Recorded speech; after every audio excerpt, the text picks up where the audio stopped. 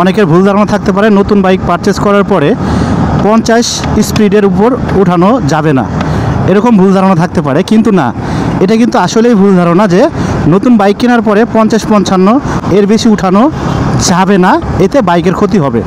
আমি যেটা বলতে চাই যে নতুন বাইকের সঙ্গে কিন্তু আপনাদের একটা ম্যানুয়াল বই দেয়, সেই ম্যানুয়াল বইয়ে লেখা আছে কিন্তু যে RPM 5-এর বেশি উঠানো যাবে না। তার মানে RPM 5-এ উঠাইলে প্রায় 63 থেকে 65 পর্যন্ত উঠে যাচ্ছে।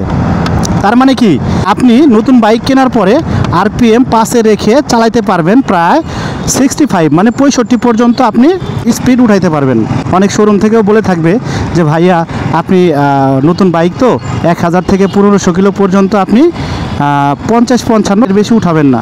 কিন্তু আপনার সেই গতিটা দেখলে হবে না, আপনি অবশ্যই 5 RPM এর বেশি উঠাবেন না, এটাই হলো কথা।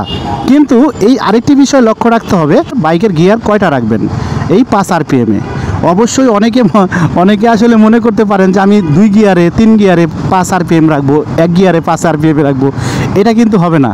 কারণ আপনি যদি 1 গিয়ার কিংবা 2 গিয়ারে 5 RPM রাখেন তখন কিন্তু আপনার স্পিডটা অনেক হাই হয়ে যাবে, ঠিক আছে?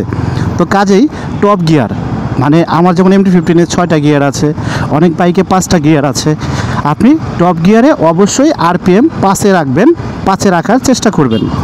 তো সবাই ভালো থাকবেন, সুস্থ থাকবেন, আল্লাহ হাফেজ, আসসালামু আলাইকুম।